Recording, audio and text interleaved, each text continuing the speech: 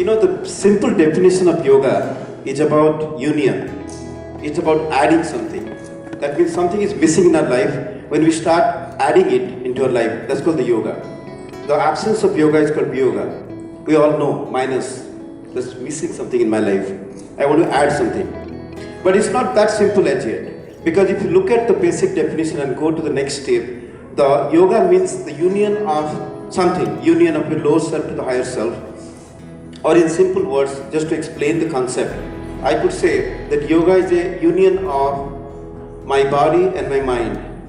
Now think about your mind. So the mind itself is a very complex concept. If you think about your mind right now, you're thinking about your present here, the mind is here. But the moment you think about your own house right now, your mind will directly go to your house. If you think about India, your mind will go to India. If you think about the moon, the mind will go to moon. So wherever you think, your mind can go there. That means if you think about the universe, the mind is already holding the universe in the mind. That means in one of the definition, if you can logically stretch it, the mind itself is bigger than the universe because the whole universe can be conceived by the mind. Because everything is based on our thoughts. Nothing else you can think without the thoughts. So everything that you can think about as a thought is a part of the mind. Now let's get a little bit more deeper into that. So today I would like to explain the concept and how this whole concept works together, and then we'll do some practice together. So if you look at the three definitions of things that we usually talk, mantra, yantra and tantra. So mantra is something that protects our mind. Mananat trayate ja mantra. Yantra is something like a device, like a tool through which you manifest the power of mantra. And tantra is a procedure, like how you do a Surya Namaskar, how you do Anulom Vilom Pranayam, how you do any part of the dance, step-by-step process. That's called tantra. The mantra or the yoga is the technology, and mantra is any particular concept that you want to achieve. Say for example, a goal, that you want to have total health, you want to have happiness in your life, you want to have wealth in your life. So whatever that goal that you have, the desire that you have, that could be acting like a mantra. So you have to learn how to use this mantra or the software to install that in your hardware. That means your body, different parts of your body, different systems in your body, and that whole concept is called tantra. Now let's talk about one of the most important aspect of this tantra or the technology is called breath, the prana, the pranayama. There are two more terms that you would like to appreciate today. One is called prakriti and one is called purusha. So prakriti, purusha and the prana. So the union of prakriti and purusha gives rise to prana. All the five elements that we are aware of, the earth element, the water, fire, air and space, these are also part of the prakriti, matter and energy. Now every breath that you take, when you inhale, it creates five different kinds of pranas. And every time you exhale, it creates five different kinds of pranas, upapranas. In scientific terminology, medical science has proven that every time you breathe in, there are 400 different chemicals that our body creates. 400 different chemicals. And that is how the different hormones, different chemicals balance is created in our whole body. So now think about every single breath is creating a permutation of combination of these five elements. I was practicing with the Himalayan master for about 8 months, long time ago. And he taught me there are 576 breathing stages are there. And when he was practicing meditation in the deep Himalayas, it used to take him 72 hours to complete one cycle. So 576, we hardly know any one single breath. So it was very intriguing for me to appreciate that concept, and then slowly, after I really learnt about it, it makes sense because every single breath that you take can be broken into how much you inhale, how much you exhale, how much of time you hold after the inhalation, how much of time you hold after the exhalation, whether you inhale through the left nostril or through the right nostril or through both the nostrils. In order to do that, I will teach you something very simple. It's called square breathing or box breathing. As I told, different stages of breath. So we will practice very simple breathing technique for about 2 minutes. So let's practice it right now. So first time we'll do it, breathe in and out, 5 counts each. So breathe in to the count of 5, 1, 2, 3, 4, 5. And breathe out to the count of 5, 1, 2, 3, 4, 5. And we'll do 5 times. Let's begin. Breathe in, breathe out, breathe in, through both the nostrils. Breathe out.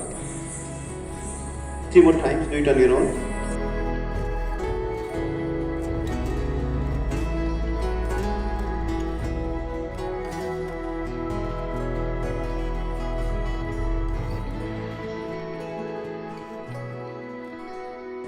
Now, we'll hold in between. After inhalation, we hold for 5 counts and then we exhale. So breathe in, hold for 5 counts, and then breathe out. Breathe in, hold, breathe out. Breathe in, hold, breathe out. Breathe in, hold, breathe out. Breathe in, hold, breathe out. Now, you have to hold after the exhalation. So first breathe in, then breathe out completely, empty your lungs, then hold. Breathe in, breathe out, hold. Breathe in, breathe out, hold.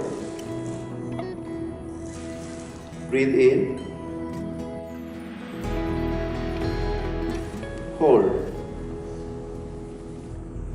Breathe in, breathe out, and hold. Now, putting it all together, we breathe in, we hold the breath, breathe out, and hold the breath. This is the science of square breathing, just like a simple square that you can think about, 4 lines. So each line represents breathe in, hold, breathe out, and hold.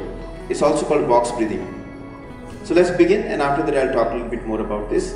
So breathing in, 1, 2, 3, 4, 5. Holding the breath, 5, 4, 3, 2, 1. Breathe out, 1, 2, 3, 4, 5. Again hold your breath, 5, 4, 3, 2, 1.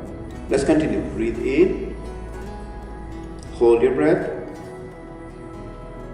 breathe out, and hold again. Breathe in, hold your breath, breathe out, and hold again. Breathe in, hold your breath, breathe out, hold again. 2 more times. Breathe in, hold, breathe out, hold.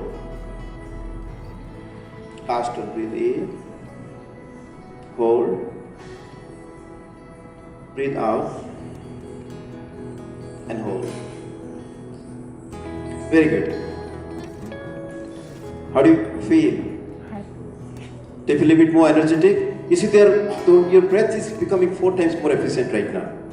Because normally you breathe in, breathe out. By adding these 2 intermediate holding positions, you are improving the breath quality, you are improving the breathing style, you are improving your breath quantity. That means you are taking more oxygen to your lungs and you are able to dispel more carbon dioxide.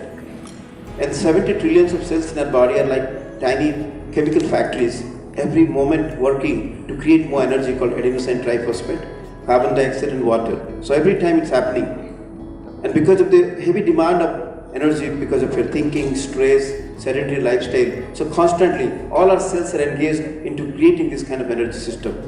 But if you allow a little longer time to breathe out, you'll be able to dispel most of the carbon dioxide. And that is the root cause of hypertension, because we don't exhale properly.